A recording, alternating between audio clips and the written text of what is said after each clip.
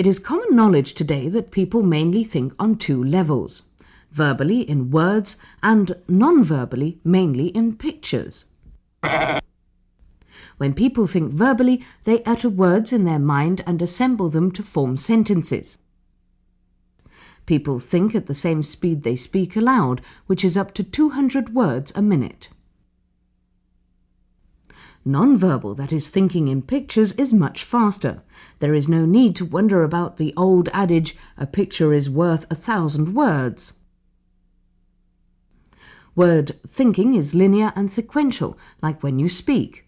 When thinking in pictures, ideas grow associatively, which means you are thinking in many different directions.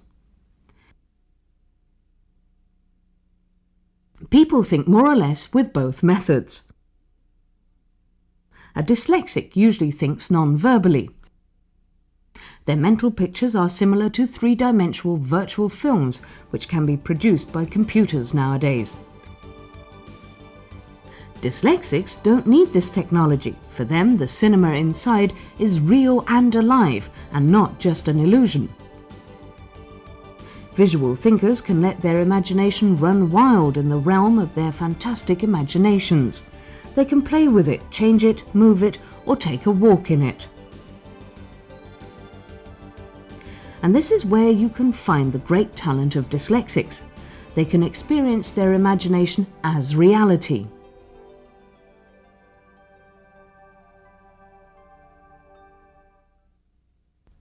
When verbal thinkers think of a tree, they think of the word and the sound tree, an abstract symbol which they learnt to associate with a real tree.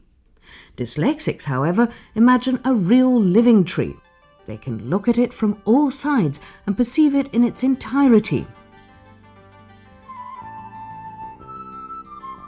Of course, this picture thinking conveys much more than the word tree the verbal thinkers think.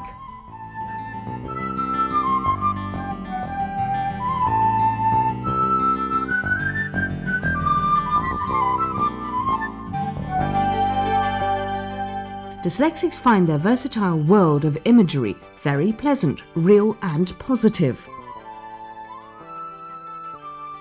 But when dealing with two-dimensional written language, only one aspect of this multi-dimensional thinking actually corresponds to reality. And this is where the dyslexic dilemma begins, when they run into those strange two-dimensional symbols, letters, words or other abstract symbols like notes or numbers. Dealing with letters becomes increasingly difficult the more abstract the word is, and the stronger their ability to experience their imagination is.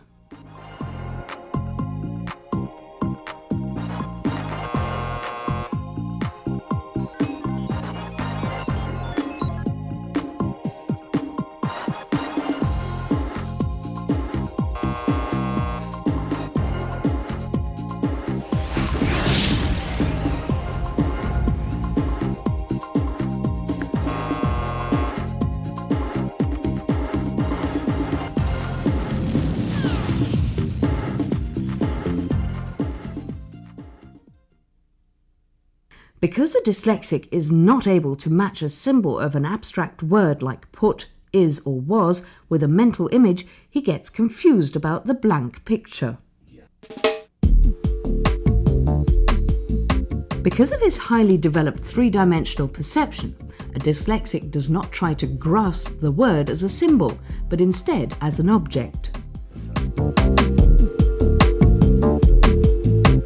Within no time at all, he has experienced dozens of three-dimensional views of the word image. Except for only a single one, they are all wrong.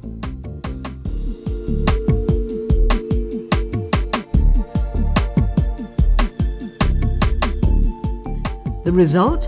The dyslexic is even more confused because imagination no longer corresponds to reality.